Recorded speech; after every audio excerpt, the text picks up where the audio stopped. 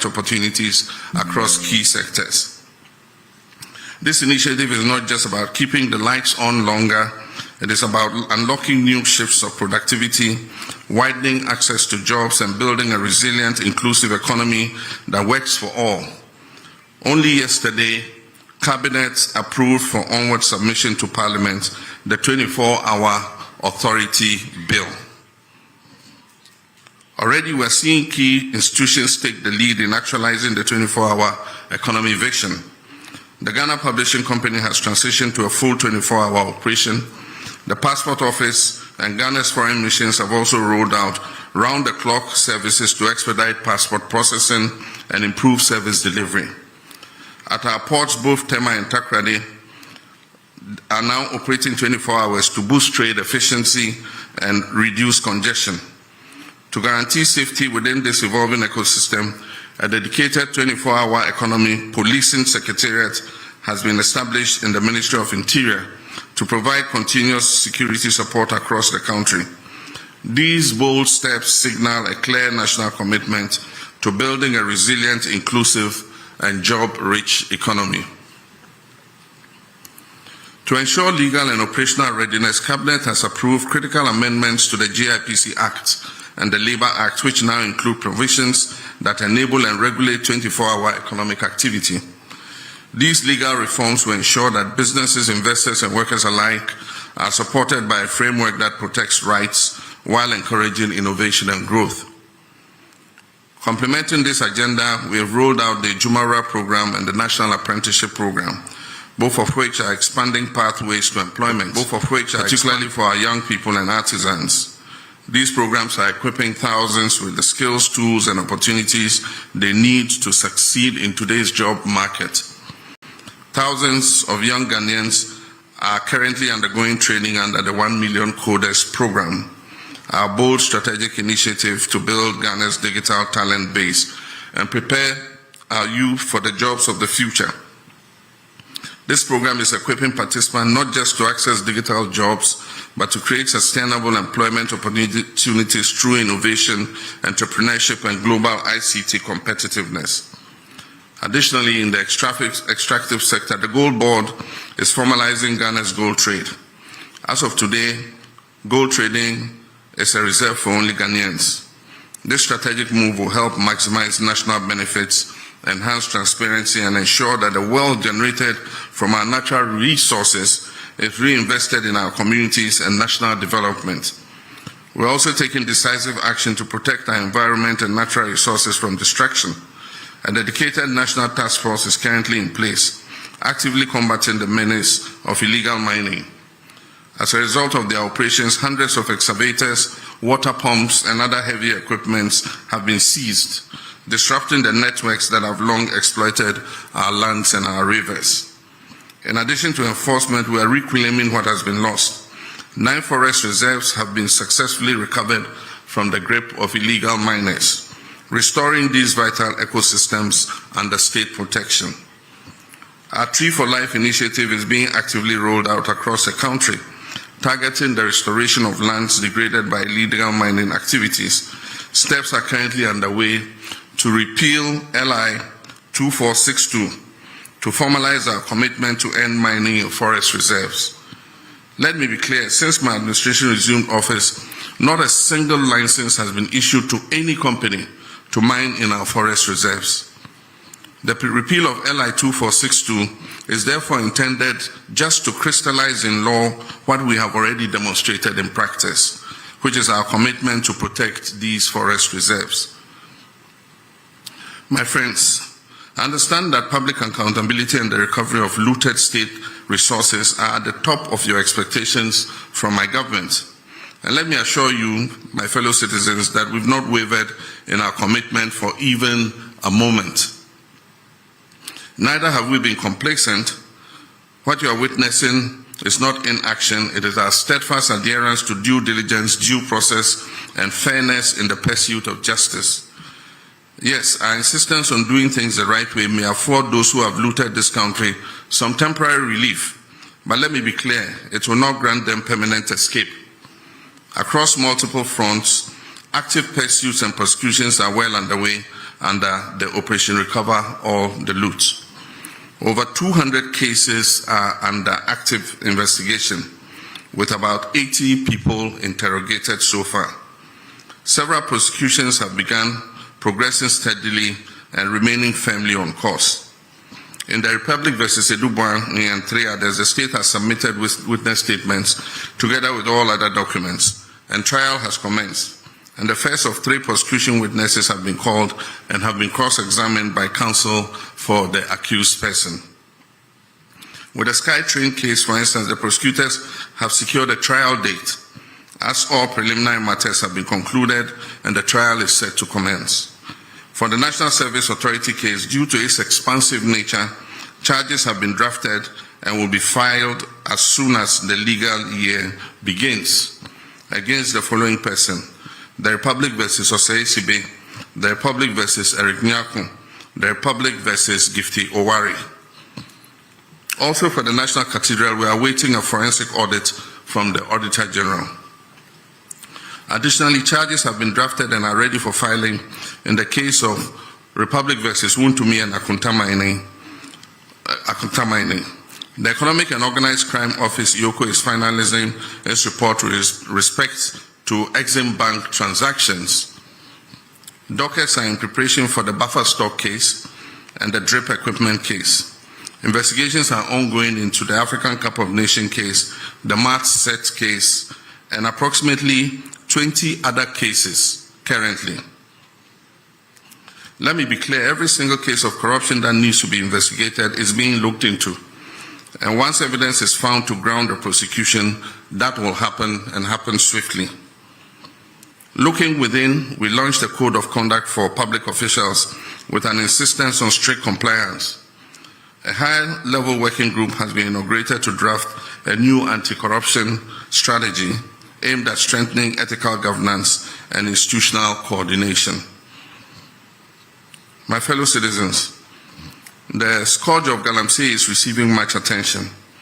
We've established the National Anti-Illegal Mining Operations Secretariat, NIMOS, as the Central Operations Command Center coordinating the national fight against illegal mining and its associated environmental degradation. In a coordinated effort across all security agencies and the Ministry of Lands and Natural Resources, 440 excavators have been seized. Over 1,400 arrests have been made, with suspects awaiting prosecution. Over 300 Shamfang machines have been confiscated and destroyed. Over 900 water pumps seized from illegal mining sites have been handed over to the Ministry of Agriculture for distribution to farmers for irrigation purposes. Of Ghana's 288 forest reserves, 44 had previously suffered varying degrees of destruction from illegal mining. Notably, 9 of those reserves had become no-go zones due to the presence of armed groups. Through the Ministry of Lands and Natural Resources and with support from the security agencies, we've successfully repossessed all 9 of these red-zoned forest reserves. However, over the weekend, the Jimira Forest Reserve and the Anria Futu section of the Ofinch Shelter Belt was reinvaded by illegal miners after these were handed back to the Forestry Commission. The military is currently working with NIMOS to repossess those reserves and establish a permanent presence in those liberated forest reserves to prevent re-incursion by illegal miners. 980 personnel have been recruited, trained and deployed in the Western and Savannah regions. They conduct daily operations on major river bodies, serving as community vanguards to ward off illegal mining activities. An additional 1,020 personnel will be recruited and deployed by the end of the year, bringing the total force to 2,000 Blue Water Guards. The next phase will focus on dechemicalizing and restoring our water bodies to their pristine state. Feasibility studies for this critical restoration efforts are currently underway. In collaboration with the Ministry of Transport, the Ministry of Finance, GRA Customs Division and the Ports and Harbours Authority, we've instituted a system for the proactive tracking of all imported excavators, and earth-moving equipment from the port of entry. 1,200 excavators are going through the permitting process from the Transport Ministry, clearance from Customs registration with DVLA, and tracking at the Minerals Commission. So far, we've registered 1,015 earth-moving and mining equipment. 647 have been registered and fitted with tracking devices. There are an additional 600 equipment at the port awaiting clearance. An additional 350 tracking devices are expected by September 12, 2025 to enhance this monitoring effort.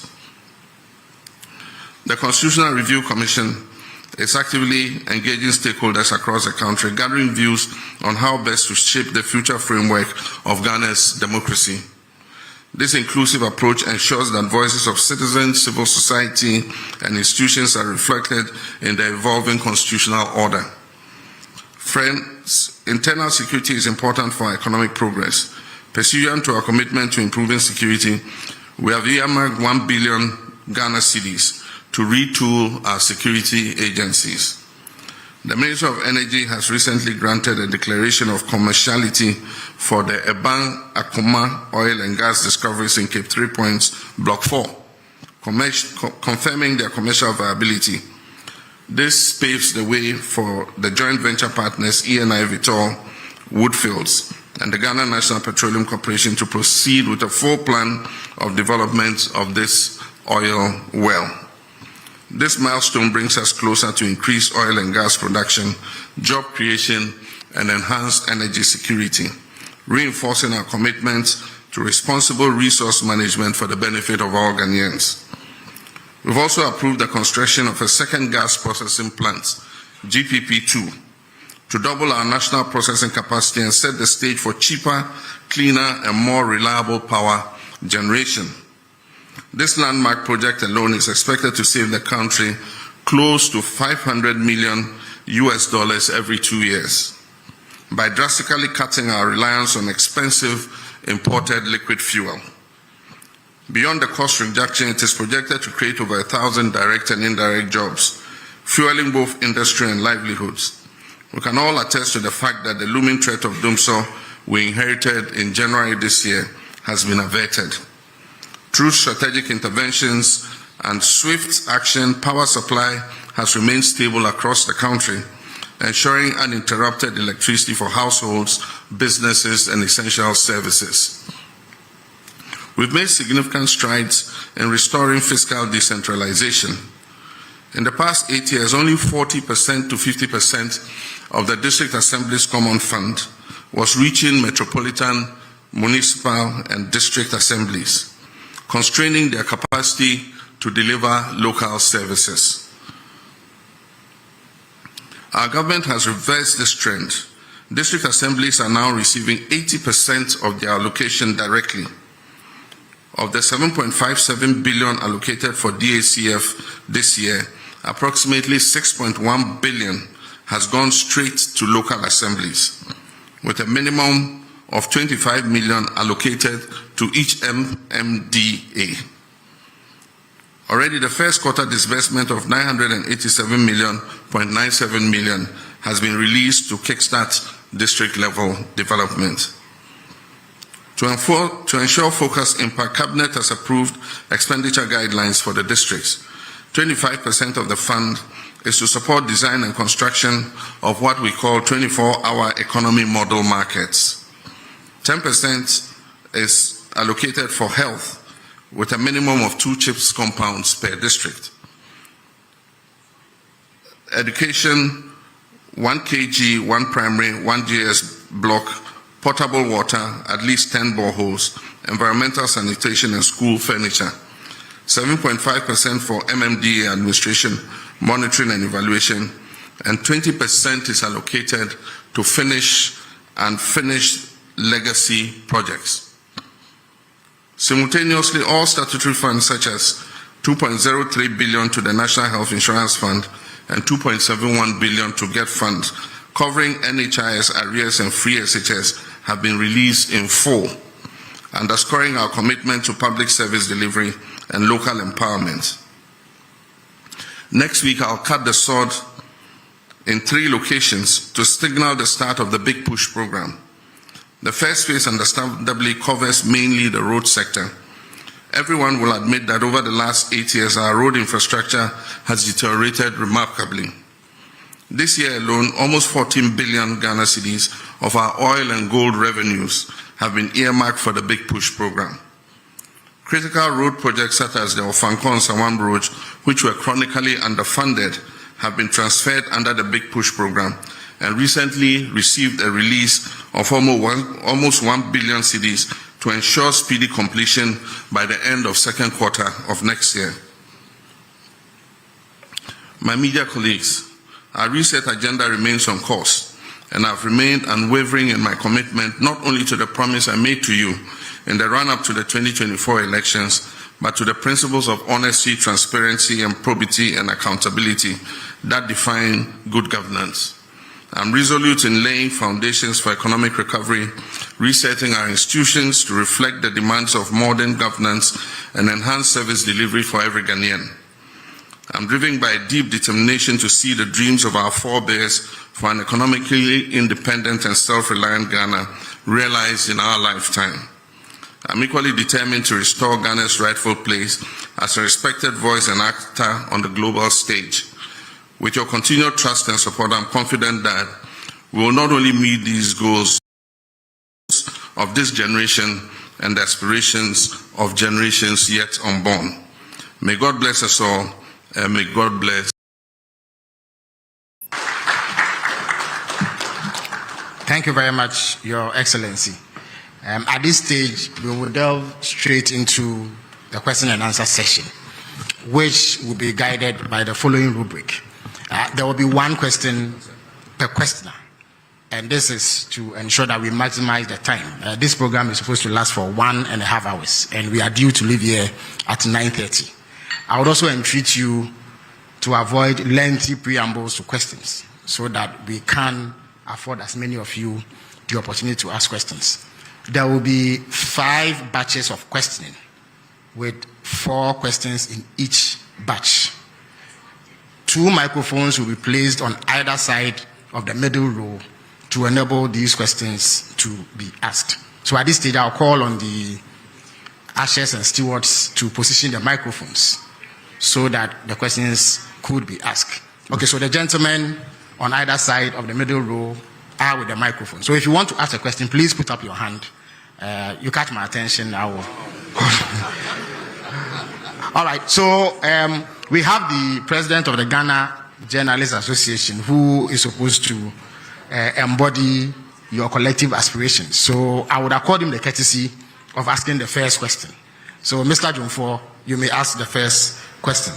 After which I see Kojo Prekodankwa, and then the Moses of Bloomberg, and then one lady in the middle to bring the number to 4. Mr. Jumfo, you may ask your question, please.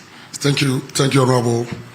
Mr. President, thank you so much for this opportunity, and having been given the opportunity to set the tone for the media encounter. Permit me to commend you for availing yourself for this media encounter and for your commitment to transparency and accountability. Your willingness to face scrutiny just 8 months into your term set a commendable example of good governance. We also wish to commend you for your assurance and firm commitment to safeguarding the safety and protection of journalists across the country. Now my question, Mr. President, as you may be aware, remuneration and general working conditions in the media are not the best, especially in the state-owned media, which falls under the authority of government. This situation is a key factor in our low ranking on the World Press Freedom Index under the economic indicator. What measures is your government putting in place to improve working conditions in the state-owned media and also to provide relief for those in the private media? Also, assault on journalists are on the rise, and I know this is of great concern to you as a journalist yourself and a proud member of the Inky fraternity. The Ghana Journalists Association would therefore like to know what your government is doing to address this disturbing trend. Thank you, Mr. President. Thank you very much. Kojo, you may have the microphone now. Good evening. My name is Kojo Prekodankwa, Kesben Media. In your remarks, you did touch on the issue.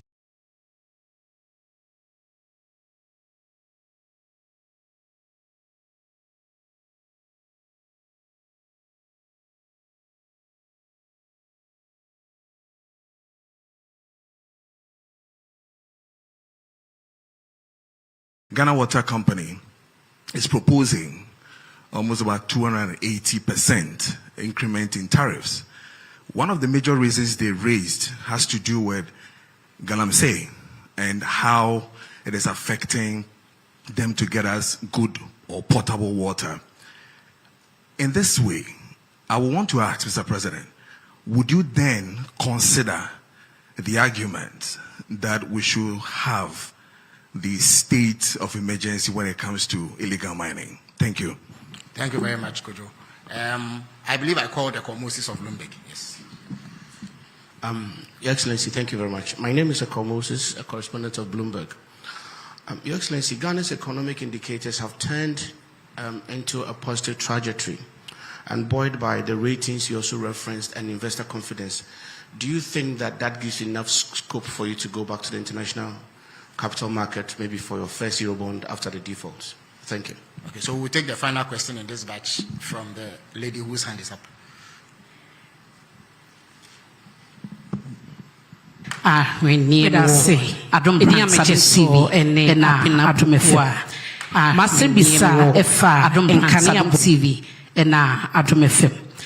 Masembisa efa enkania boye ne yenim se ECG e propose 225%. Yenim se memu entumu by bese 2.45 in July e kwosoro by 14.75. Ne nyina so yenim se aban no wani so de hu se 24 economy o de beye adwuma na Ghana for do nya mu fa so.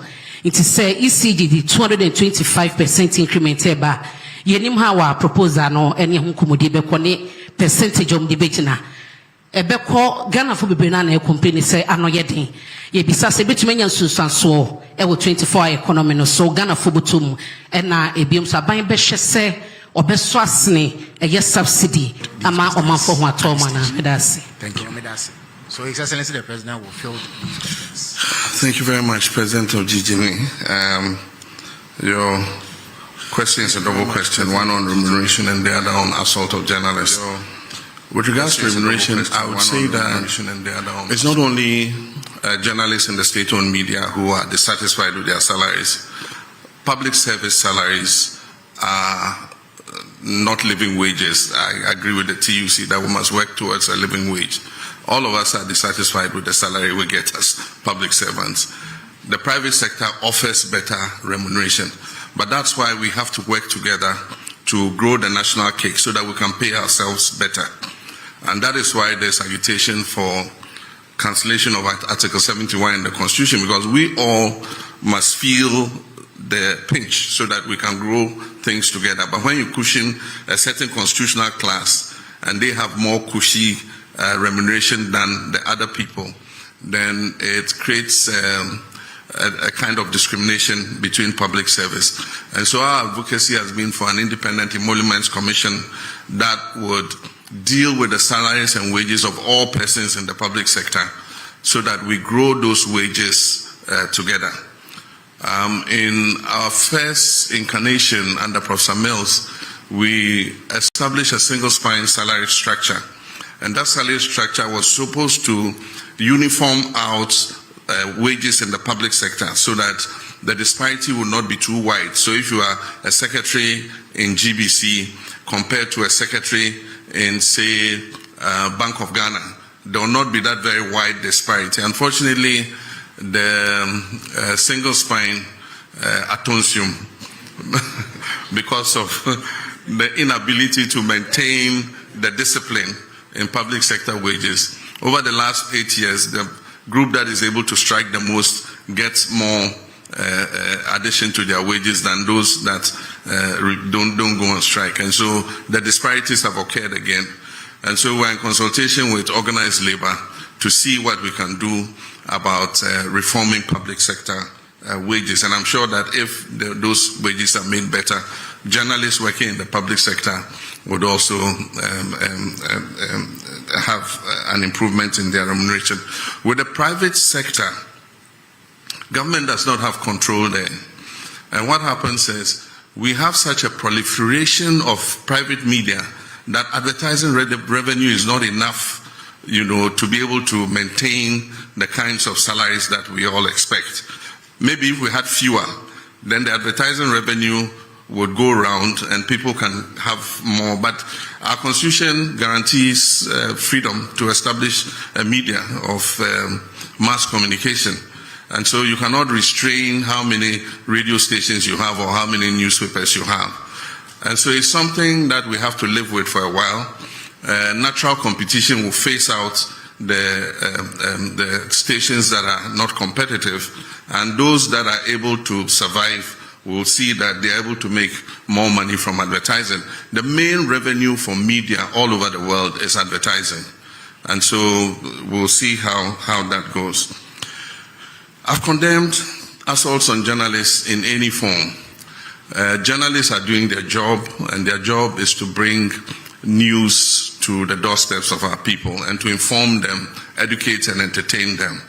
And so at every event you will have journalists there.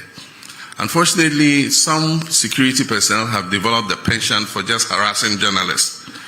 And so it's a matter of educating people. It's a matter of, sanctioning people who assault journalists. And I've been speaking with my president of GJA, saying that we're going to bring them together with the security agencies so that they must carry out an awareness amongst their people who provide security at events, that if you see a journalist at an event, he is also doing a job like you, the security person, are doing your job. And so you don't have the right to assault them or to manhandle them. And so we'll keep working at it. I mean, definitely, as a member of the GJA, a lifetime member of the GJA, there's no way I'll condone assault of journalists in any form.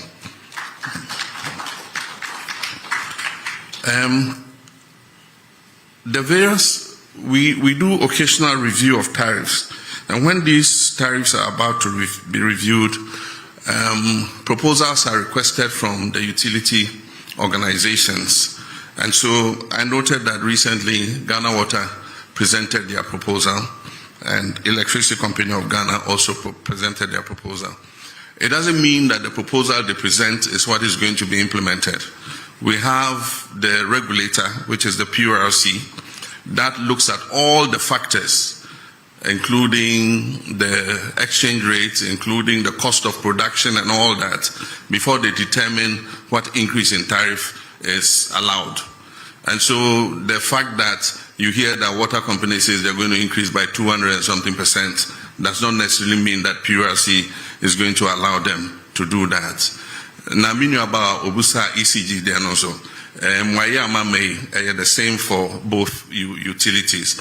ECG so I propose 200 and something percent, but I know interest PURC budget to say omuntimi into electricity tariffs musa.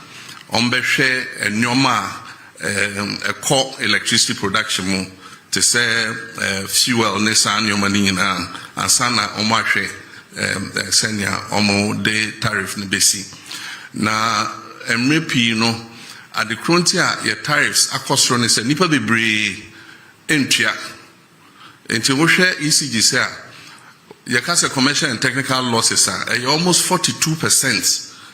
I just say of electricity almost ton, almost me a of only about 58%. Now, no, Ankavia say, Afanabia and Kasa, a Jumeya, Sawoye Jumebiana, Bibia Otombia, Winya just return of 58%. Ankaba now, a Jubanegu. And so Akoya buying there. Say a chreswa na buying abeboa, a chreswa na buying abeboa. Enti afi de yasesa omo hwe edwuma no so na ya kenya omo say almost sorry na omonante na nea onkrofo mu wia iram kania no ni adini na yencheche omo na yentwe omo aso efise se yen na atwa ebema eto no ebona from enti ejuma yebegu so aye Bloomberg, yes, we're quite happy with the outcomes of the reforms that we have been implementing in the economy. And we have survived without going to the capital markets. We've survived without borrowing. Who could have thought some years ago that Ghana's economy could be run without going to the external market to borrow? And yet, we've survived. And so we shouldn't be in a hurry to go back to the capital market. All we've done is to reorder our expenditure and push funds to areas that are of priority. And so that's all we've done. Fiscal discipline, not spending money on wasteful, political interventions and all that. And that is already showing the successes in the market. I mean, we've gone from negative 3.4% on the primary balance to positive 1.1 as at now. And by the end of the year, we'll achieve the target. I'm sure we'll overachieve the target of positive 1.5. And so it's all about discipline in expenditure. And so for me as the president, I would not favor a quick return to the international capital market. I think we should go like this for a while and consolidate the economy before we look at external financing. Thank you.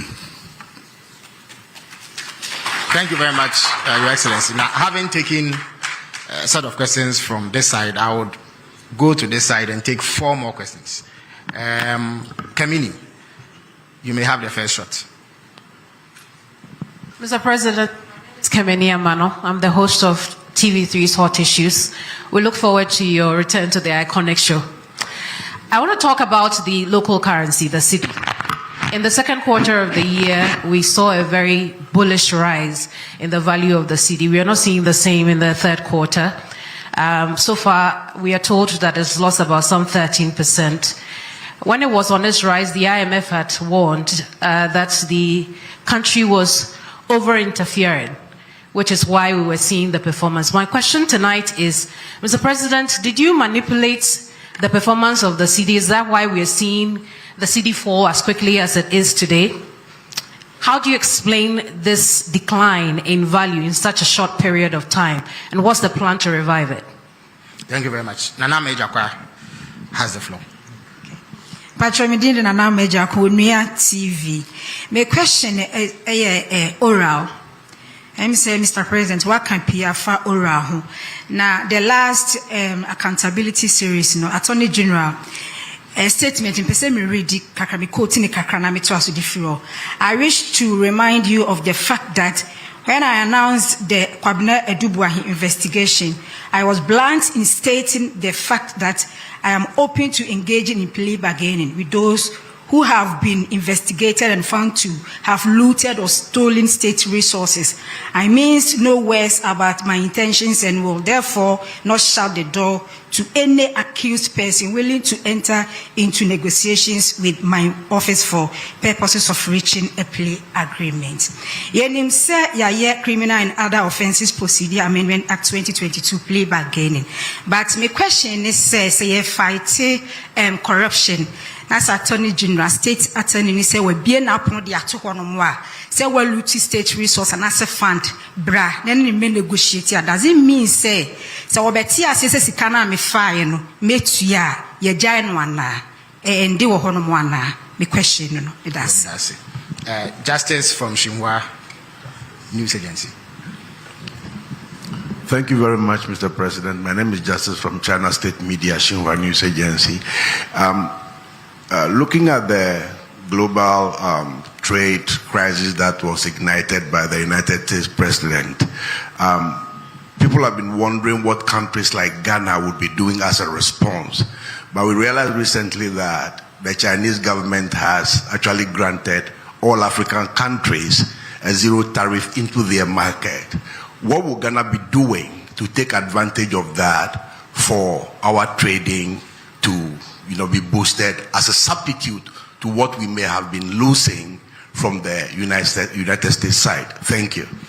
Before I take the final question from here, let me indicate that we are joined by journalists from across the regions through the power of technology. So as and when the technical folks sit down me, I would ask them to also contribute to this question and answer session. Alfred, you may have the last word in this batch.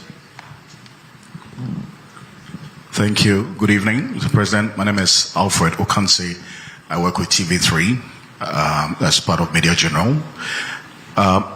Just on the back of the oral question that was asked by a colleague of mine. Over the weekend, we had the General Secretary of your party indicate that there are some NDC lawyers who are cutting deals with some persons who are standing trial for acts of corruption. Is this statement one that you're minded by? And if you are, what are you going to do about this, especially because of how committed you are, as you indicated, to pursue oral because the Ghanaian people expect that you should do so? Thank you. Thank you very much, Alfred. Now, we are joined by William Menta from Rich FM. So, William, if you can hear me, you have the floor. Okay, so my name is William Menta from Asimfosu-based Rich FM Central Region. And Mr. President, Central Region is known as the heartbeat of education and tourism. Yet our people still struggle with unemployment and underdeveloped infrastructure. What specific steps is your government and our strength into real jobs and opportunities for the youth? Thank you. Thank you very much. Your Excellency, you may answer this question, sir.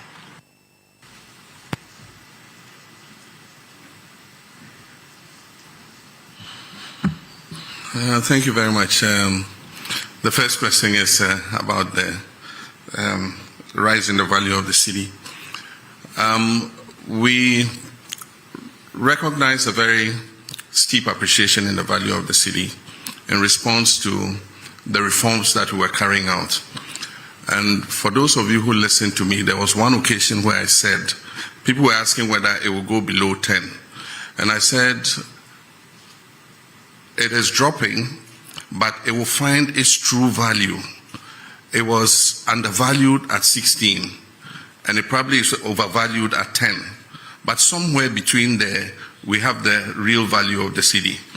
And so I believe that it is about stopping rapid depreciation of the currency.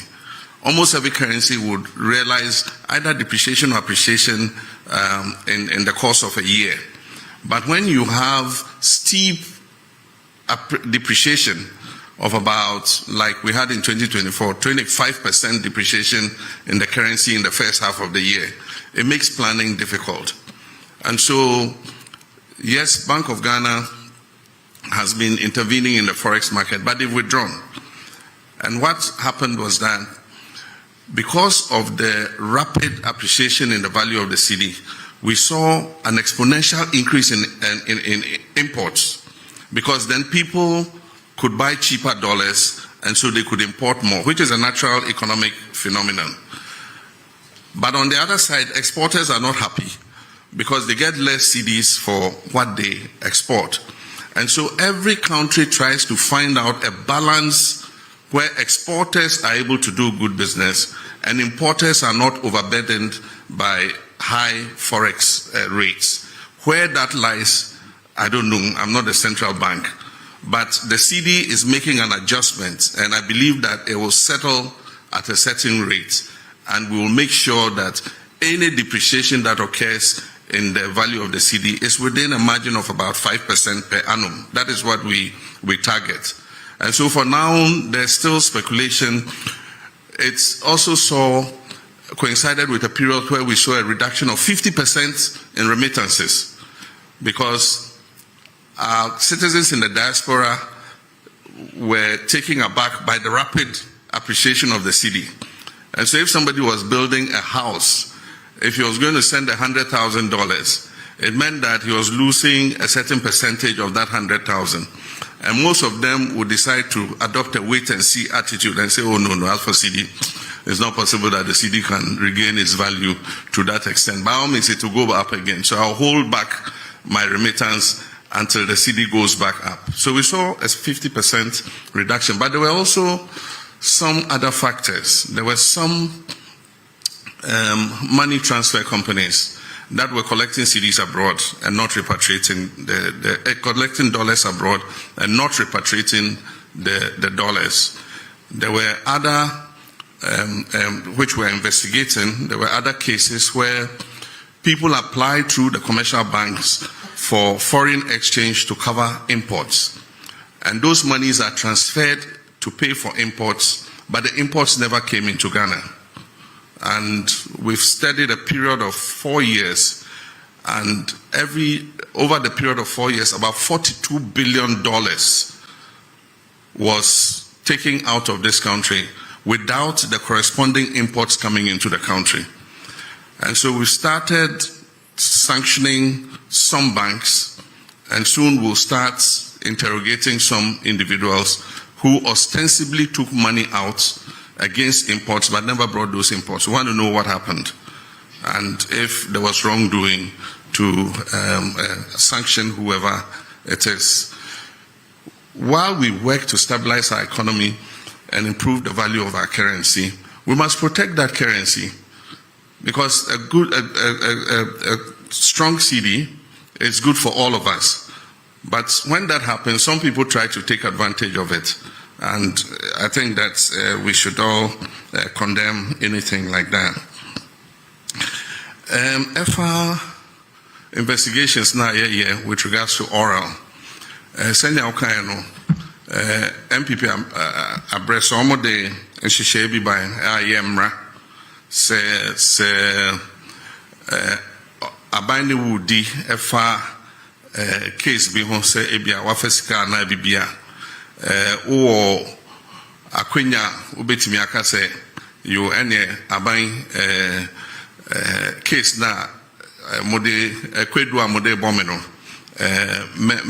me sande sika na say agudie bia na say bibia mode bomi kwedu no me sande aba se ne be ya bomfa me nkoto how do they call imprisonment efiase bomfa me nkoto efiase enti ayemra edaho enti obi ayabo no kwedu bia ewo tumi se obeka se you ene yentwa so na memfa se imra na yenjai sa no enti eno enye aban ene ebeka eye nipa yede na kugina court. And so se oka se o munjai asem no mu na memfa se imra na se agudie bia me fa ye me famra na se japadie bia me fa ye me famra na se bibi aban wa kwenya se ebeka se de bi enje na ye beto aso any case no enti ejina case no ene ni anipa ne ye enti still aban wo to me say even though wako emra na se aka se me pese me san ede bibi bema aban na aban eja case no mu aban betimi aka se de bi yempe yenje enti eno a case by case se o sheda ede adwembone ewia yesika a echese eso a ye nyina echese I don't know how to explain it. I just say abo aban anase oman car you to me say ebeka say yempe nia wode ba no na ye de obekwa akoto efiase but ni people reason ka say na wode no koto efiase wa na obeto aduane ama no wa na obehwe no oyare a wode no beko hospital enti say we wia sika na okase o sande o sika be mawa ene ho onfa so se ye beji esika chen se ye di nipa no beko efiase enti ye no de Attorney General ene behwe no akan nia ehia. With regards to trade tariffs and China zero tariffs, it's an incentive for us to export into the Chinese market, and we need to look at the items that China imports and see where we have a comparative advantage to be able to take up those imports.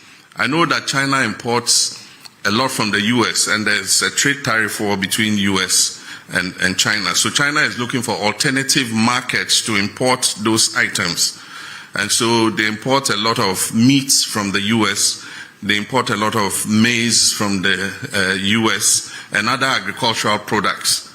And so if we have arable land and we're in a position to expand our production, then the zero tariff will make meaningful sense. Then we can take advantage of it.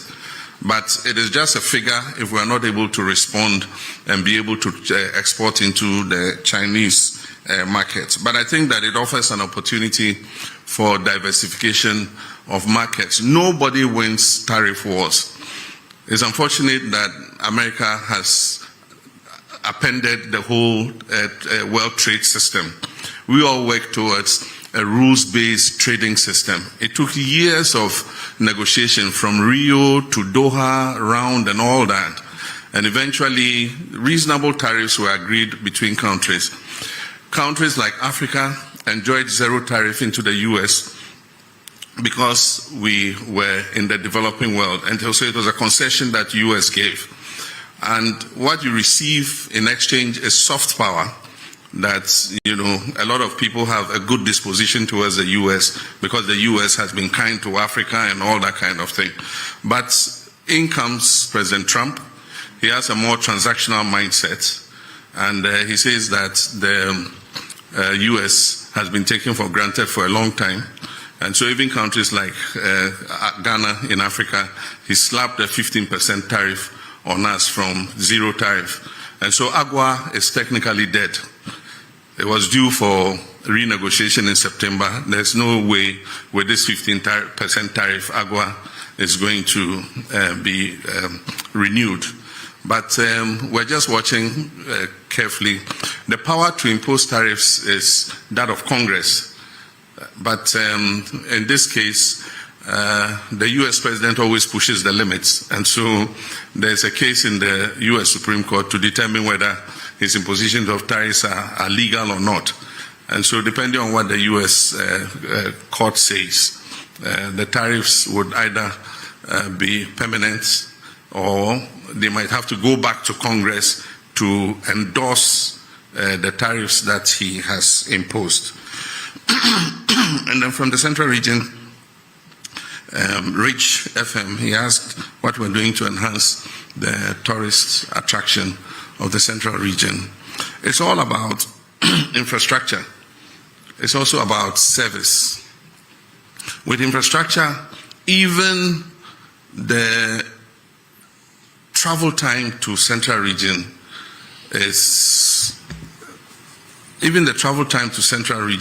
is a major problem. In Ghana, we've maintained single lane, highways for a very long time. They are prone to accidents. A lot of accidents occur. Now every day you hear there's an accident on the Kumasi Road, there's an accident on the Cape Coast Road. And that is because when two vehicles oncoming and going are using a single lane, the tendency for, head-on collisions are very real because of wrongful overtaking and all that. So one of our first things that would enhance tourism in the Central Region is that we're dualizing the road all the way to Takrady. It will reduce travel time to Cape Coast. It will allow somebody to wake up in the morning, travel to Cape Coast, enjoy his tourist experience, and be back in the evening to Accra to sleep. And so reducing the travel time will help enhance that. But apart from that, we must identify what the tourist sites are, improve their attractiveness, and also improve the service delivery. One of the things that affects tourism in Ghana and West Africa is that our service is poor. You go to a restaurant and they think that they are doing you a favor. You go to eat and they think that you owe them, to serve you. If you go to other parts of the world, it's completely different. You are compelled to spend your money because they are all over you. even before you finish the drink that they have given you, you are halfway. Can I bring you another drink? And if you are the shy type and things, you always say, oh, yes, yes. And you forget that you have to pay for it. And so we must improve our service delivery. Owners of services must take professionals who know how to be courteous to customers, to know that we are in this job because you've come here to eat or you've come here to do this. And so that's one of the drawbacks of our whole tourism experience. And most times you spend so much money, set up an establishment, instead of going for professionals, you go and haul your relatives from the village to come and serve people. They pay and they can't even get their change. You can't find the waiter who took your money. And when you even find them, he says, oh, we have no change. I mean, they have a certain sense of entitlement. And so until we reform all these, and it's an attitudinal problem, until we reform all these, and people who own these establishments make sure that service delivery is at near 100%, we would not be able to attract enough tourists into our country. We have a beautiful country. People come and, I mean, they just say, look, this country is good. But if you hear a lot of the feedback and you say, oh, but what is negative about it? Oh, your service is not the best. Always, I mean, that's the feedback that comes. But the government will do its part. Government has the responsibility for making sure the infrastructure is good. And we're starting with the road, making sure that we dualize the road all the way to Cape Coast and Central Region so that people can travel easier to go and enjoy the tourist attractions there.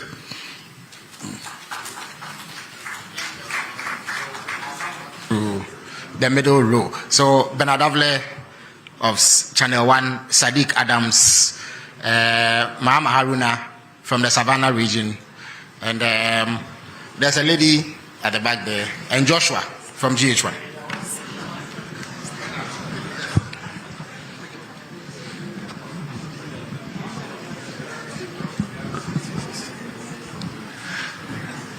Thank you, Felix.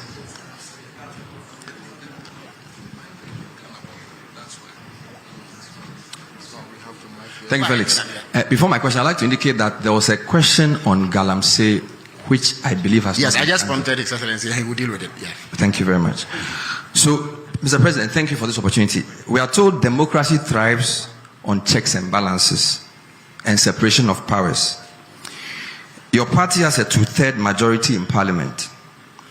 The Chief Justice you came to meet has been removed, of course, under your hand, although the process was gone through. There is talk of the EC chair and the leadership, quote, not being fit for purpose by members of your party. Some people fear that these developments and others create a situation where the other arms of government are completely subservient to the executive. In fact, one newspaper expressed the fear that you could be morphing into, quote, a supreme leader, unquote. There is a maxim that power corrupts and absolute power corrupts absolutely. Should we be worried in your legacy term that the democracy you came to meet will be well oiled and that the three arms of government will work not in subservience but in unison? Thank you. All right, before I come back to you, we'll cross over to Tamale and take a question from Abdul Mujiz from Tamale. Sagani TV from Tamale. Abdul Mujiz, you have the floor if you can hear me. Thank you very much. Mr. President, good evening. My name is Ba Abdul Mujiz from Tamale. My question has to do with the Tamale and Yendi water project. I would like to know when.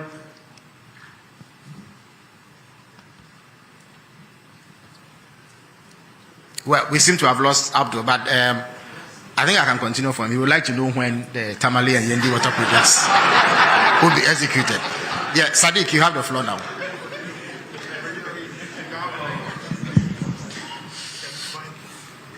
Good evening, Mr. President, and thank you very much for this opportunity. My name is Sadiq Adams from Angel TV and Angel Radio. Mr. President, the question is on national unity and peace. There has been a recent spate in social media accounts created by unidentified people purported to be representing ethnic and tribal groups. We have seen some vile attacks, pockets of that on social media, TikTok, and some of them in real life. There has been a number of them, and we observe over 50 that has been set up particularly to attack and inflame ethnic passion and tribal issues. If your security agencies have taken notice of this, what are the measures being taken to ensure that our national unity and cohesion is protected by education and sensitization, as well as trying to put this in a context of not suppressing freedom of expression, as well as maintaining the national cohesion that we have because of these kinds of threats and attacks from social media on ethnic basis? Thank you. Thank you very much. Joshua from GH1. Good evening, Mr. President. I am Joshua Kujumensa, GH1 Television and Star FM. I'm glad to hear that you personally are telling us that indeed steps are being taken to repeal LI 2462. But then I want to find out from you, the pro-environmentalist groups and then civil society, they want this declaration of a state of emergency. Where's the difficulty in declaring that state of emergency? Thank you. Thank you very much, Joshua. Mahama Haruna from Savannah. And then we'll take a final question from the lady from GTV. Thank you very much, Honorable. My name is Mahama Haruna, as you rightly said, from Savannah region, Inkligi FM. Mr. President, we expected you to say a little on the security situation in the country, especially the unfortunate Boko conflict, and recently the conflict in your own backyard of Savannah region. I know how uncomfortable you are with the conflict in your backyard between Gonjas, who are the landlords, and the Brefos, who are the settlers. They've coexisted for about 100 years until recently. I know you are more worried because almost everyone in your backyard, Gonjas, Brefos, will always vote for you massively, sometimes almost 100%. Now, since 1996, when you contested your first elections, first of all, I just arrived from Bole, where you hail from, and I can say that the people are not happy with the curfew imposed on them. Especially in the beginning, people were dragged from their rooms and beaten. There's evidence to that. Now, let me go to my question. You may want to wrap up. No, yeah, I'll wrap up. Mr. President, you've put in place, the Minister of Interior has put in place a mediation committee. Do you think it can resolve the problem? Because some are saying there should have been a reconciliation committee. Moreover, the people are saying since the conflict erupted, they've not heard from you. So what do you have to tell your people? Thank you very much. Thank you very much. So the final question will come from the lady from GTV. Good evening, Your Excellency. Thanks for the opportunity. I'm Salamat Kukwa Painter. I'm with the Despite Media. Yeah, pardon me, Despite Media, yes. Yes, right. yes, thank you. I wanted to hear something for creative arts industry when you made your presentation, but I didn't hear anything. The question is that you have shown how you want to bridge the unemployment gap, but I want to find out that how do you intend, or can you tell us what plans you have in using the creative arts sector to solve the high unemployment? And also, please, I would like to hear what is happening with the Black Star experience. Thank you. Thank you very much. So His Excellency will now answer these questions.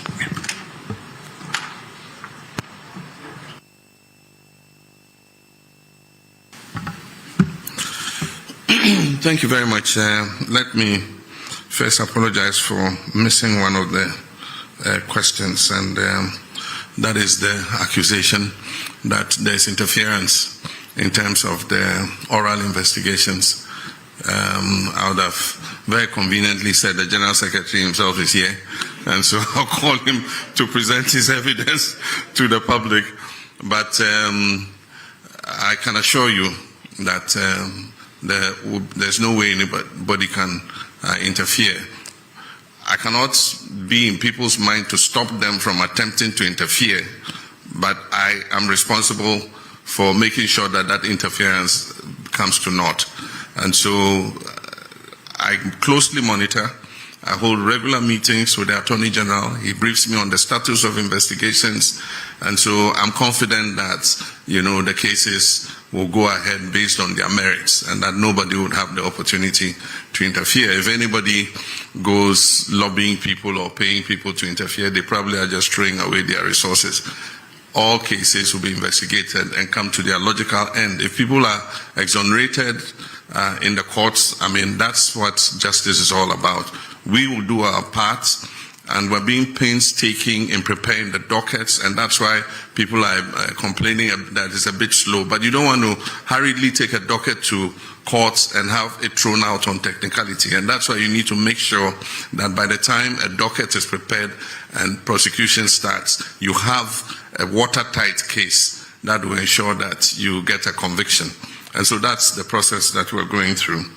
There was also a question that was tied to water, but it also had to do with Galamsey. It says that the justification for water company asking for such a steep increase was because of the cost of treating the water. And I answered it in terms of the tariff, but not in terms of the Galamsey in the water. But in my statement, I indicate that we've just started with the Blue River Guards. We're training more and more of them. These are long expanses of water bodies. And so far, those we've trained are 600 and something. They are not enough to cover even the length of the Ankobra. And so as we recruit and deploy, because they patrol the water bodies, if they see any Shamfam machine on the water body, they seize it and we burn it, we destroy it. And so I gave you the number of Shamfam machines we have seized and destroyed. As we continue to increase the numbers of these Blue River Guards, I'm sure that we'll be able to cover the tunnel, we'll be able to cover the Pra, we'll be able to cover the Ankobra. And we hope that then we'll start seeing, some reduction in the turbidity of the water. But even more than those on the water bodies, the destruction is the forest reserves. Because the rivers take their catchment areas from the water reserve. So if you destroy, from the forest reserve, if you destroy the forest reserve, the river or the stream will dry up. Because where it takes its water source will no longer exist. And so that's why at the beginning of the struggle I said our focus is going to be on the water bodies and the forest reserves. And then we can stretch out to other areas. So as we train more Blue River Water Guards, we would see an improvement in the turbidity levels of the waters. Bernard said, I'm in danger of becoming a supreme leader. Look in my face, do I look like a supreme leader? And that is to paraphrase Prof. Star. At times, do I look like a cat hunter? Do I look like a supreme leader? I'm a Democrat true and true. And even when we attained 2/3 of parliament, I said that we're not going to use it to ride roughshod over the minority, and that we're going to give opportunity for democracy to flourish. And so we don't intend to use our 2/3 majority to steamroll our democracy. We believe that even though the people of Ghana gave us that overwhelming majority, it wasn't meant to turn Ghana into a dictatorship. They gave it to us in order that we could carry out reforms to make our governance better. And I think that we stand a very good chance with that 2/3 majority to finally move the amendments to the Constitution that we have all wanted. In the past, because of hung parliaments and all that, we couldn't make any progress because there are some of those amendments for which you need an overwhelming majority. And so Ghanaians have given us that opportunity and say, look, go ahead and do these things so that we can have a better constitution that will take Ghana for many more generations to come. And so that's what I believe. But I certainly am not on the way to becoming a supreme leader or an autocrat. Yendi and Tamale water. Yendi, Tamale, and Damango are 3 urban areas in the northern regions that suffer severe water scarcity, especially Tamale. Tamale is probably the biggest city in the whole of the 5 northern regions. The population has been increasing rapidly, and the water system has not expanded as fast to meet the demand of a growing population. And so we have to urgently expand Tamale, Yendi, and Damango has become a regional capital. It has started growing very fast, and it faces a scarcity of water. The Tamale and Damango water systems are under an EU program, and recently when I went to Brussels, it's one of the things we discussed. There's funding available for those 2 water systems. And so because we have a cap on our credit, external credit of $250 million a year, we have to find space within that to be able to accommodate Tamale and Damango water. But I want to assure you that they are priority projects for government, and we definitely would fund them and make sure that before we leave office, Tamale and Damango get sufficient water for those cities to thrive.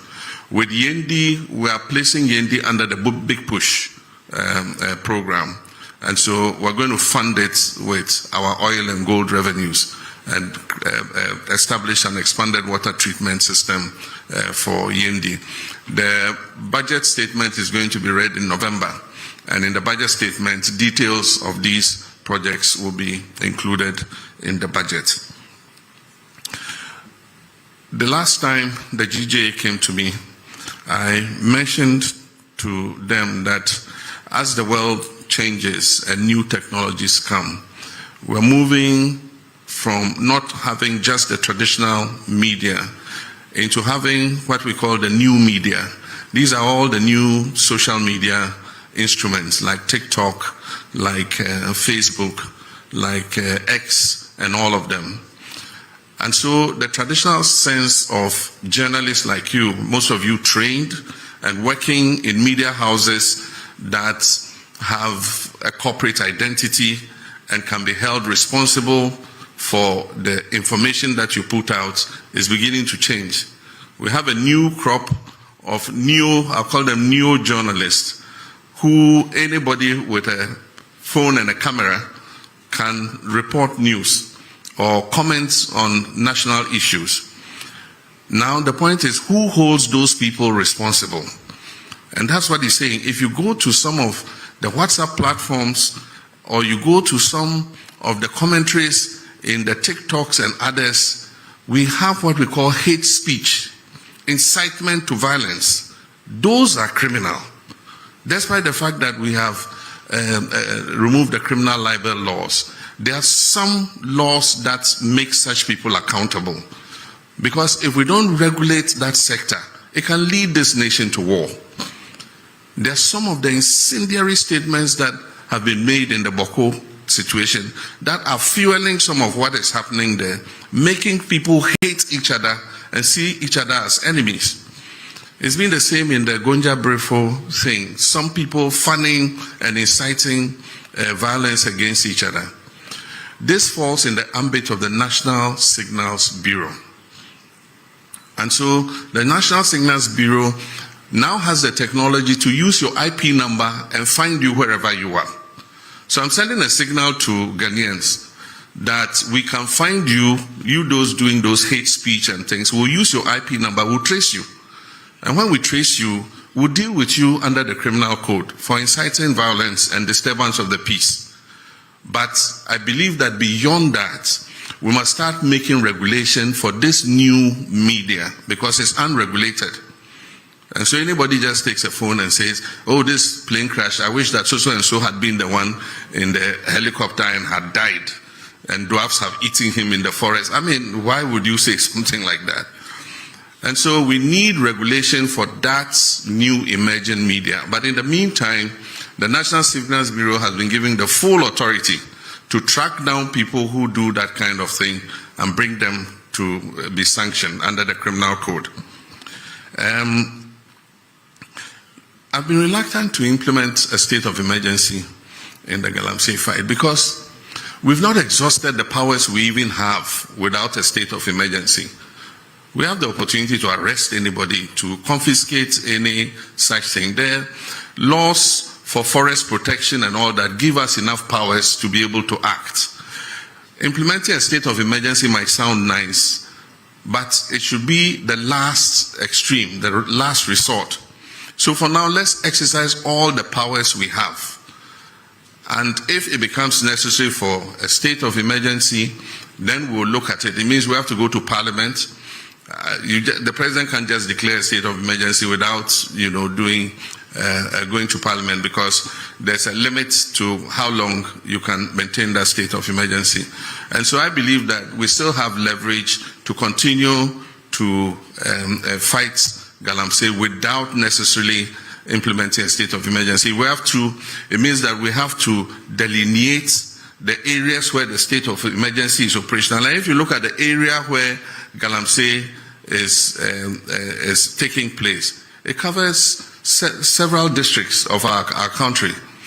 And so we would do it if it becomes necessary. But for now, I think that we've given the security services enough powers to be able to deal with people who are found to be involved in Galamsey. With regards to the security in the Sola, Tuna, Kalba, and Bole districts, it was an incident over a small plot of land, like the land you put a container kiosk on. That's all. And it has led to over 30 deaths. Somebody has his house, and there's a land between the house and the street. And he wants to build shops on that land. And then there's a dispute with the chief. And then it leads to gunfire and then deaths. It's most unfortunate, like the questioner said, these are two groups that have lived in peace for so many years and are intermarried. There are people from one side who are married to their others, people from one side that are married to others. I, for instance, am such a mixture of people, I don't know who I am. Part of me is Vagla, part is Safalba, part is Gonja. I mean, quarter of everything. And so if my ethnic groups are fighting, it means my body should be fighting with different parts of my body, because I'm a mixture. My blood is made up of all those ethnic groups. And so it's most unfortunate. And so we've put in a mediation team. We mentioned the members. The two MPs are supposed to be ex-official members to work with the mediation team. If you look at the terms of reference in the mediation team, there's also reconciliation. And so even though we call it a mediation team, its terms of reference includes reconciliation. So we've given them the full authority to meet both sides, to perform purification rites, to cleanse the land of any blood that has been spilled and all that. And then to come out with recommendations how to improve relations between the two groups so that they live in peace. There are few feudal practices that have been complained about, where people are called to chiefs' palaces and shipped, or they are forced to give up their animals and things. We need to look at all those practices too as we go forward. We're in a modern society. And so sometimes some of these things, we must take another look at them. I've been accepted by all sides. Indeed, sometimes my greatest supporters were people of other ethnic extractions other than my own Gonja extraction. I won elections not because I was a Gonja, but because of the person that I was, and I enjoyed a good relations with everybody. And so even though I haven't visited yet, I have not gone there yet because I want peace to have a chance, but I've been pulling the strings. I sent a delegation to the Yegbonra to prevent him from leaving Damango and going to Biniri, which would have escalated the conflict. And he listened to me as a father, and he refused to go. I stopped the Bolera too from going there. We gave the chiefs an escort to go and see the place where the incident happened. And I think that that has lessened tensions. As I speak, we've given the security services the authority and the resources to begin to bring some of the displaced people back to their communities. And so we're going to work hard to make sure that we bring peace to Gonjaland. We need peace to develop. Our common enemy is poverty, it's not each other. Savannah is one of the poorest regions in the country, and so we must rather be fighting poverty rather than fighting each other. The last one, the creative arts. The creative arts is one of the important sectors. What we notice is that the creative industry creates jobs faster than the traditional sectors that we have known. By the time sector or manufacturing creates one job, the creative sector, digitalization, knowledge industry, arts and things would have created about 5 jobs. And so that's an area in which we have to continue to invest. And that is why we created them as a ministry together with tourism. The Black Star experience will take off. They've been working on all the foundational issues, and you will soon see a sign of it. In the next budget, we're going to make some allocation for the creative arts, for the film fund, and to support Kuma Wood and all the filmmakers, to support the music industry, to support the arts and all that. We need to put our money where our mouths are.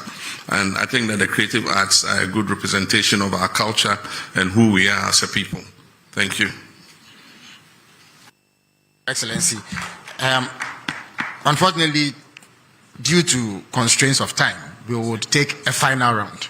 So I will start with the gentleman from TV5 Le Monde, and then let me be inward looking and call GTV, who I superintend.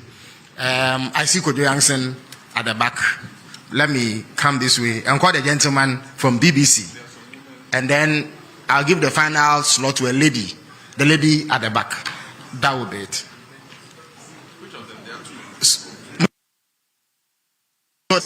Oh, they are both in black, incidentally. Well, one has more white than the other, so I'll call her. All right, so Le Monde, you have the floor. Good evening, and thank you for having me tonight. My name is Victor Cariou. I'm the Ghana correspondent for Radio France International, TV5, and Le Monde Afrique. These questions concern the diplomatic relationship between the United States of America and Ghana and Africa, and the deportation of migrants from the US to third countries in Africa. Your Excellency, with regard to this matter, how do you perceive the recent deal between the US and Rwanda, Eswatini or South Sudan? And also, has Ghana already received migrants from a third country deported from the US? Or if not, is Ghana considering doing so in the near future? Thank you. Thank you very much. GTV has the floor now.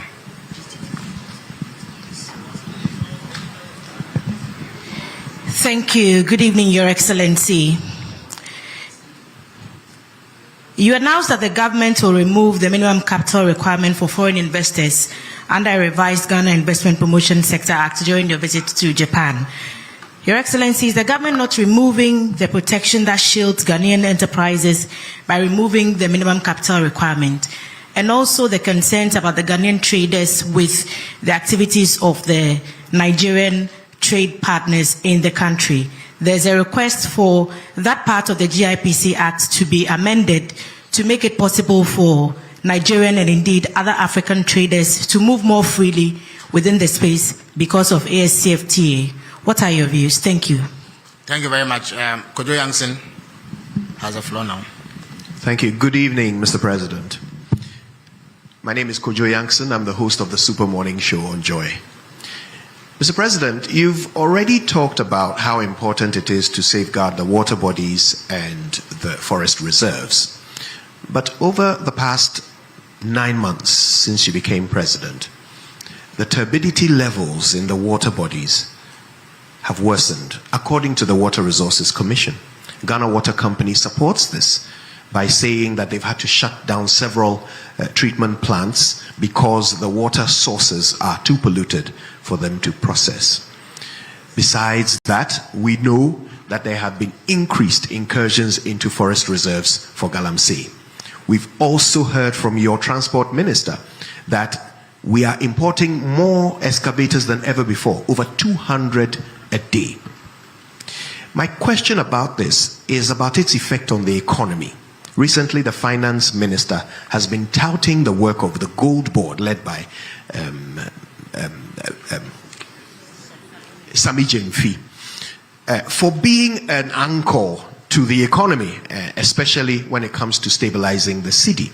My question is, does your government know, is your government able to tell the difference between gold from Galamsey and gold from regular concessions when the Gold Board is buying gold from local producers?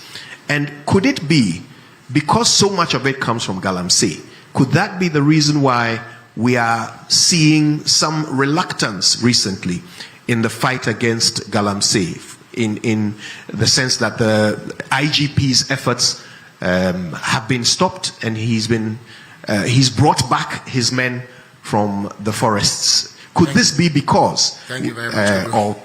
I think your point is made. So I'll turn to the BBC now. I'm Thomas Nadi from the BBC World Service. Mr. President, during our interview last year ahead of the elections, you mentioned you were going to establish special courts to fast-track the trial of corruption cases. Could you update us on how far you've gone with that? And also, some of the oral cases border on national security, particularly the Edu Boahene one. Do you intend to take them out of court? Thank you. Thank you very much. The lady in a lot of white and black. Good evening, Mr. President. My name is Benes Abubeidulansa. I'm a broadcast journalist with GH1 Television. In your speech, you mentioned that you are committed to resetting institutions.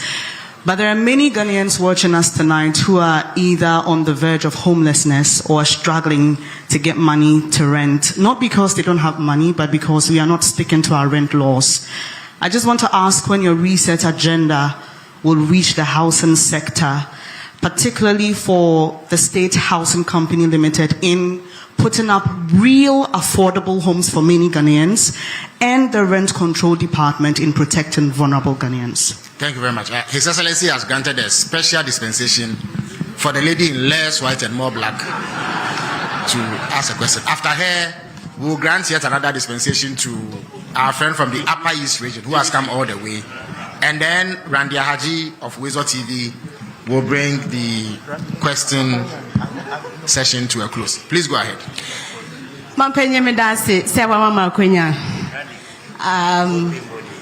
The question is today if you asema nti wa mfame de anke be ha me pa. Me pa cho. Me din Ede Monica is Anoba home-based television. Me pa cho wa bole bamboy tuna kalba ya kwan no enye ese ya che ye bre yetimi di 16 hours don shi dunsia na ye ndru fie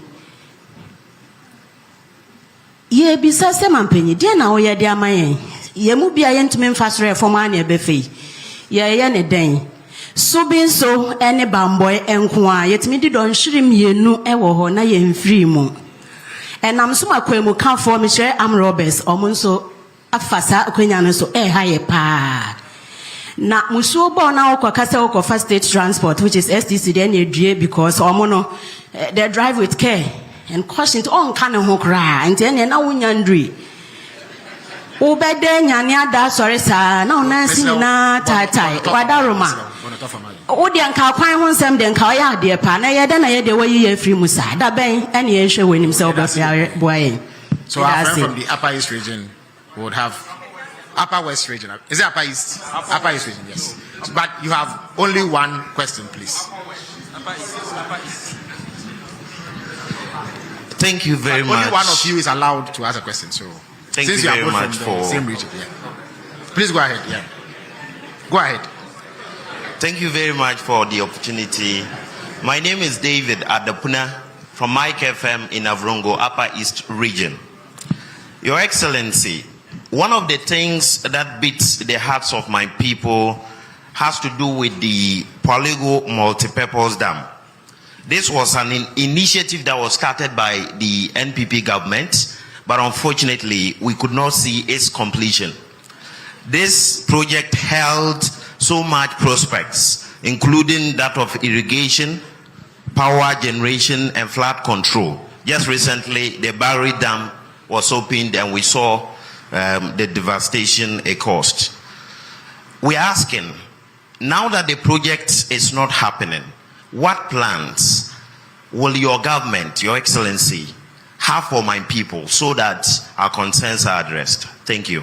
Thank you very much. Okay, so please go ahead. Okay. Grant him the... Thank you very much, Your Excellency. I'm called Joshua Sir with A1 Radio and Bolga FM in the Upper East region.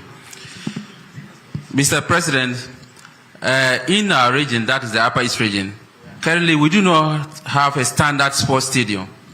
And as a result, sports and youth development are greatly hampered. The only existing structure, which was built in the 70s to serve as a sports stadium, is no longer fit for purpose.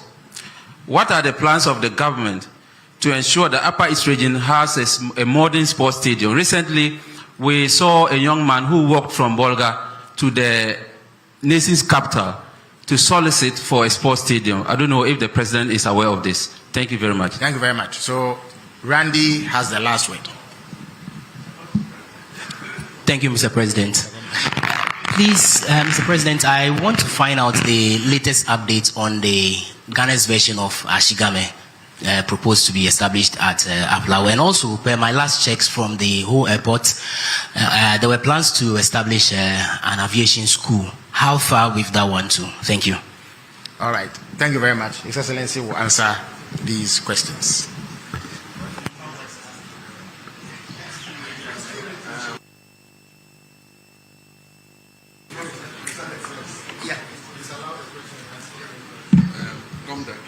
Okay, Senior A.R. Gomda, the President Senior and Secondary School, has the final word by presidential fiat. Please give him the microphone. Yeah. Oh, okay. Thank you very much. Excellency, your recent directive that 2 persons be investigated for their activities regarding Galamsey went down well with a lot of people, but so far we haven't had any outcome from it. Can you please tell us what is happening or what is going to happen? Thank you very much indeed. Okay, thank you. All right, thank you very much.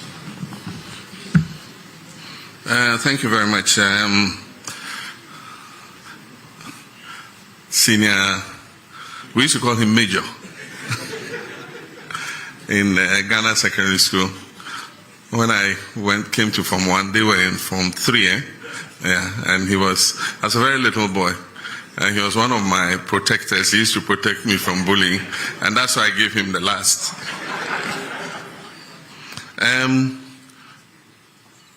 The first question was from, what's your institution? Oh, Radio France. Yeah, okay, it's about Ghana-US relations. First, we were slapped with 10% tariff that was increased to 15%. And then we're included in 36 countries that were going to be placed on a visa ban. But in the meantime, all 5-year visas were cancelled and we were restricted to single entry 3 months. It shows the tightening situation in our foreign relations, but I do think that we still enjoy good relations with the United States of America.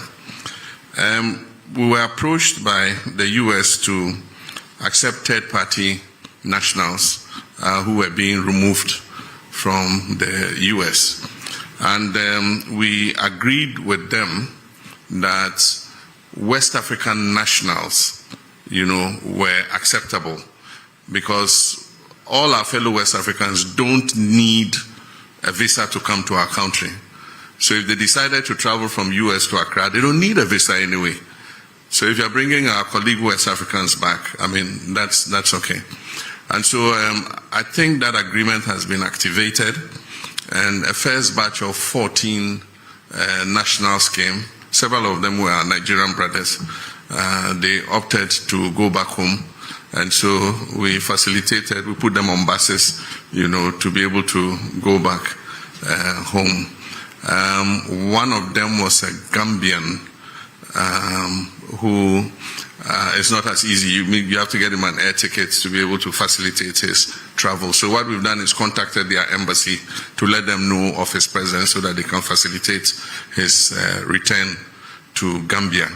And so that's the issue with regards to deportations and arrivals. West Africa has the protocol of free movement, and so any West African is free to come to Ghana and be able to stay for 90 days. And so if they decide to bring them, we don't have a problem accepting them.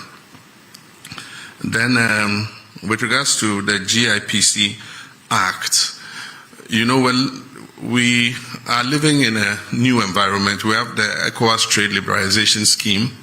We have the African Continental Free Trade Area that wants us to open our markets to each other. And so the former protective regime is changing. And so we need to review the GIPC Act to be able to take cognizance of that. And aside from that, there's limited foreign direct investment in the whole world. And so you need to place yourself in a position where you're able to attract as much foreign investment as possible. So when you put a barrier of $1 million, there are people who, with $500,000, can open a manufacturing establishment. But because you say he must show $1 million of transferred capital into the country, then you shut out that investor. And that's why, as part of the GIPC review, we're removing the minimum requirement so that anybody who wants to come and set up a business in Ghana to provide employment for our people is welcome to come. But that is different from the issue of the markets. And so there's advocacy that we should review that issue with markets. The current law restricts retail sector to only Ghanaians. And there are people who argue that it's anti-competition and so many other things. But of course, in most countries, you want to reserve a certain portion of the economy for your people. And so Parliament is going to look at it, and eventually whatever law they pass is what we have to live with. I never expected, or I never deluded myself that the fight against illegal gold mining or galamsey was going to be an event. Definitely, there's no magic wand.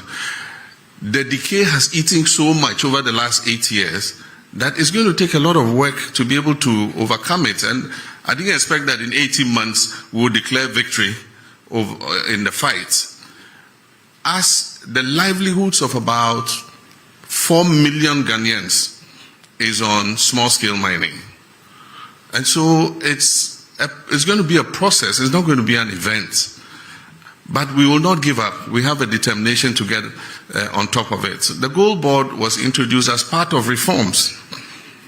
And if the Gold Board was not introduced, those who were taking the profits from the small-scale mining sector were the foreign traders who were taking that money away. In 6 months, we have exported over $6 billion. About $4 billion of that money was going to go into the private or foreign traders. And so the first thing is you shut the stable door so that the horse doesn't escape, which is what we've done. So if it's from illegal sources, it's from legal sources. At least it's our land that is being destroyed. So let us get the benefit of it instead of foreign traders. So that's the first thing. But if you go and read the Gold Board law, it has a requirement for tracking and tracing. And as I speak, the Gold Board is working with an organization to put on a track and trace system. And so they're going to see those who have legitimate license requirements so that they can assist them in responsible mining so that we can buy that gold off them. Once we do tracking and tracing, it's in our interest because then we can export under LBMA and we'll get more profit from exporting under LBMA. So the Gold Board is not just about buying gold, it's also about financing responsible small-scale mining. And mind you, small-scale mining is not illegal in this country. It's provided for in our laws. It's just that in many cases, we've not even trained the miners about what responsible mining is. You just see anybody who gets an excavator just goes anywhere and starts digging and washing. But small-scale mining takes place in Australia. It takes place in Canada. And so as I speak, we are organizing a trip for the Small Scale Miners Association to Australia. Australia has given us an invitation to bring them to come and see how small scale mining is done without destroying the environment. And so that's something we're going to take an advantage of. And the Gold Board is leading, and the Ministry of Lands and Natural Resources are leading that charge. Only recently, our Minister for Lands and Natural Resources came back from Australia. And so we need to train these small-scale miners. The gold is a blessing that God gave us. It's a natural resource that God gave us to make life better for our people. It's just that the way and manner in which we are going about it is causing destruction to the environment. But it is the result of an increase in the gold price. And if you've read widely, you find that the same thing is happening in Peru. It's happening in several other countries because of the heightened gold price. And so for whatever little gold you're able to find, you get more money. Galamsey was not a problem when gold was $2,000 per ounce. But today, gold is pushing $3,600 per ounce. And because of the lack of jobs, jobless growth for several decades, there are a lot of young people who are coming out of school who have no job work to do. And so for them, that is the only livelihood. And so we must not think just about chasing them all over the place without providing alternatives for them. Because the alternative is that they should stay home and starve or go out and do something deviant. And that's why we came up with the cooperative mining concept, for which we recently lost our colleagues. They were going to launch it, the first of its kind in Anglo, because one of the things we said was that we're going to let the big mining companies seed off some of their concessions. Some of them have 400, 500 miles square. And there's gold in some parts of those concessions that they will never mine because the grams per ton of ore is so low. But yet, if you put a small-scale miner there, he can mine it effectively. And so we've discussed with them and they've all agreed. And so Anglo Ashanti was the first. They've cut a part of the concession. And that is what Omani and Murtala and Co. were going to launch, cooperative mining, so that we'll move the small-scale miners from the forest reserves where they are causing destruction and settle them on the concessions where the big mining companies have seeded. As I speak, Newmont has demarcated an area for these small-scale miners. And we have asked the big companies to mentor them and supervise them and make sure they do the right thing. So that was going to be an alternative for moving them out of the forest and other places so that they can mine under the supervision of those companies. And that's where our colleagues were going when the helicopter crashed.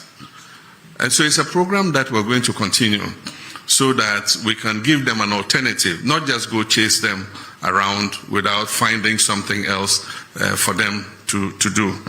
And so that's something we're working on.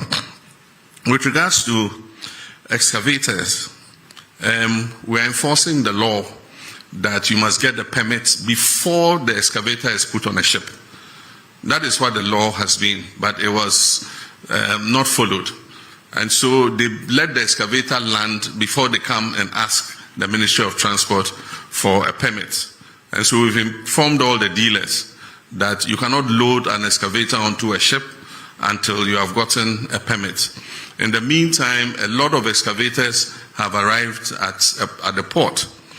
And recently, somebody said they were being released at midnight to their owners and things. That's not true. What happens was there were so many that they had occupied a huge area of the port and congested the port. And so we found the land near Shai Hills, near the military installation. And the Field Engineers Regiment and others have been given charge to move the excavators from the port to that area so that they can free up space in the port. And they do that in the night because of traffic in the daytime. So in the night, they have the payloaders moving the excavators out of the port to the designated areas where they are supposed to be held. And before any of those excavators is released, they must be tracked, they must have a tracker on them, they must be registered by the owner of the excavator, and we must know the purpose for which the excavator has been imported. Because the construction industry also imports excavators, and so you cannot put a blanket ban on importation of excavators just because you think that every excavator is going to go into the illegal mining industry. Even the big mining companies that have licenses import excavators. And so we want to know who is importing the excavators, who it is going to. We want to be able to put a tracker on it and be able to trace that excavator wherever it is in the country. We called off the IGP's anti-Galamsey task force because they are supposed to coordinate with NIMOS, that is the National Anti-Illegal Mining Operations Secretariat. Unfortunately, they were not doing that. So every little commander in any this thing gets up, Galamsey for Bioha, Yankocheomo. They can't tell who is licensed, they can't tell who is not licensed. And so it was just like an attack on the whole small-scale mining industry. And so what we said was they should freeze their action, they should synchronize it with the National Anti-Galamsey Operational Secretariat so that they can be directed exactly to where to go in terms of the anti-Galamsey fight. While we're fighting Galamsey, it doesn't mean that it's a free-for-all for everybody to get up. Anybody gets up, puts on a helmet, puts on a jacket, and says, I'm anti-Galamsey. They say, we're not looking for chaos. We're looking to do it, in a scientific manner so that we do not hurt the whole of the small-scale mining industry. We talked about special courts for anti-corruption. I actually said we'll speak with the Chief Justice and see if they can create special courts for prosecuting people who are flagged in the Auditor General's report. And so that is something the Attorney General is pursuing, because every year we see Auditor General's report, it goes before the Public Accounts Commission, they say this person diverted this person misappropriated this and that, and yet no action is taken. And so Ghanaians have been saying, so what's the use of the Auditor General's report? And so we're asking the Chief Justice, can you create special courts which can fast-track action on the Auditor General's report? So people who are determined to be criminally liable after the Public Accounts Committee has sat can be put before those courts so that they are sanctioned to create a deterrent so that other people do not do the same thing that they have done. Very good question on rent and homelessness, and I'm happy they gave you the microphone to ask it. The biggest expenditure in any Ghanaian's budget is rent. And even though we have laws, enforcing them has been difficult. The rent law says that a landlord cannot charge more than 6 months. But the problem in enforcing the law is the connivance of the tenant and the landlord. The tenant won't come and report that they are charging him 1 year's rent advance because he wants the room. And so that has been the problem. And the problem is because our population is growing beyond our housing capacity. So the competition for accommodation and housing is very strong. And that is why we must expand our housing coverage. And I remember in our manifesto, we have a pledge to expand housing. And in the next budget, we're going to make provision for that. I've already had a discussion with some of the associations, the organized labor associations. Some of them have funds that are sitting in their accounts. And they have members who want houses. So what I've said is governments will match their funds. And so if they give 1 billion cedis, we will give 1 billion cedis. And then one of the banks, Republic Bank, has said that they are willing to also match with 1 billion cedis. So if we get a 3 billion cedi fund, we can start building houses in all the districts. And as people pay their down payments, it will go back into the fund and it will become a revolving fund. And governments can give it to people. I said if you have like about 15 to 20 years before retirement, you can take a house and we'll be deducting from your salary monthly so that by the time your retirement time is up, you have your own accommodation to go to. And as we take those deductions, they will go back into the fund. So it becomes like a revolving fund so that we can increase the housing stock. But the Minister of Finance will talk about that when he reads the budget in November. Minyaba, se ufi yekrom honomo. Techiman wenchi Bamboy Bole Wa Road. A major international corridor. Na nearby, adia eba say a quine say and say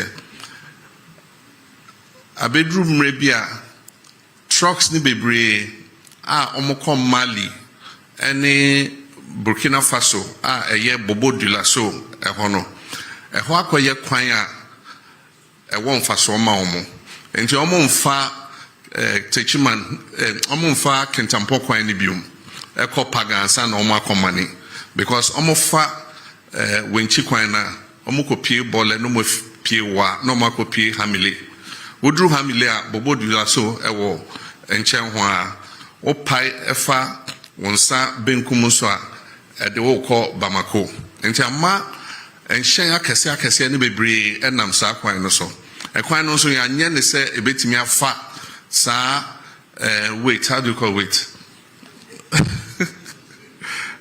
Ya nye e kwan no se ne befa sa enyoma na omofa no emu odu aha enti ama kwan na se kra enti yese obia hokuru nsuo eba na na emu meboa ho na misu mi free nti ye big push no ma sheda de akoshe big push no mo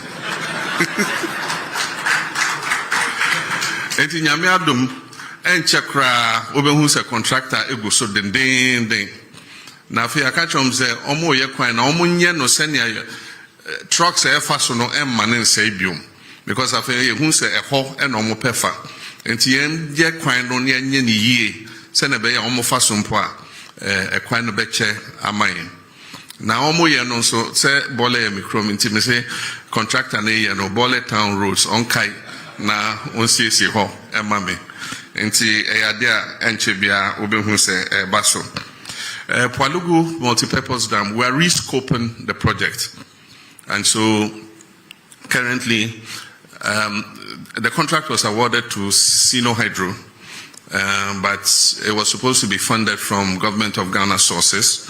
Government of Ghana didn't have the money, and so the contract was not executed. And so we are rescoping it.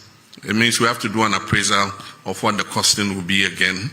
And what we intend is to, if possible, finance it under the big push. The last time it was to cost about $900 and something million, almost $1 billion. And $1 billion today is about 11 point something, almost 12. So that will be about 12 billion CDs. This year, the total budget for Big Push was 14 billion. Next year, the total budget is 30 billion. And so we'll see how we can accommodate it in phases, because it has two phases, phase 1 and phase 2. Maybe we're not able to do the two phases immediately, but we can start with phase 1, which is the electricity production, and then phase 2 is the flood control and the irrigation. And so we're rescoping it, and you'll soon hear something about it. With regards to stadia, we promise to build stadia in all the new regions and the regions that don't have modern stadia. So as I speak, the Ministry of Sports and Recreation is doing the design and the costing for the new stadia. And Upper East is one of the regions that has been captured to receive a new sports stadium. That also is under the big push. What we're doing is Takwa Goldfields built a stadium, a standard stadium for their football activities. And I was surprised to learn it cost about $13 million. When government of Ghana has built stadia, it costs hundreds of millions of dollars. But for those of you who have gone to Takwa and see their stadium, it's a standard stadium. And I think it takes about 5,000 or more, or is it 10,000 people? And so if they could build it for 13 million, government too should be able to do same. So we've asked them to find out the architects, the designers, and everybody who did that stadium so that we can replicate it in our other regions that don't have a stadium. And then finally, Ashigami, we've got the money. China is giving us money for the Aflao market. The land has been acquired and designs are being worked on, and soon a contractor will be appointed to build the markets. And so that promise is on track. Aviation school at Ho Airport, Togbi Afede is leading the charge. The current status is that the land has been allocated, and currently surveyors are on the land marking out the demarcation for the aviation school. We're also trying to attract an MRO. MRO is Maintenance Repair Organization. And so we want to use Ho Airport as the center for maintaining aircrafts. There are a lot of aircrafts in Nigeria and other places that if we have a good MRO in Ho, we'll just fly the short distance and come and service their aircrafts there. And so we're working on that.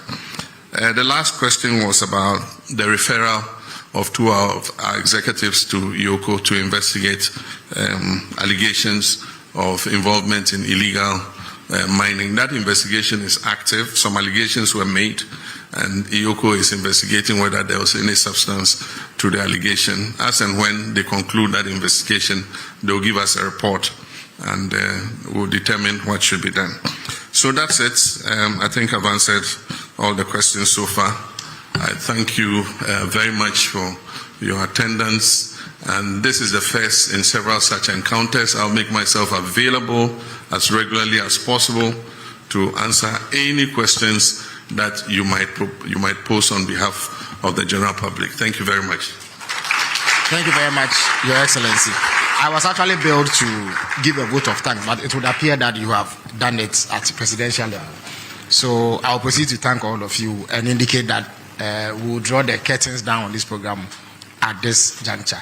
But before we do that, we'll all stand for the national anthem, after which His Excellency will depart.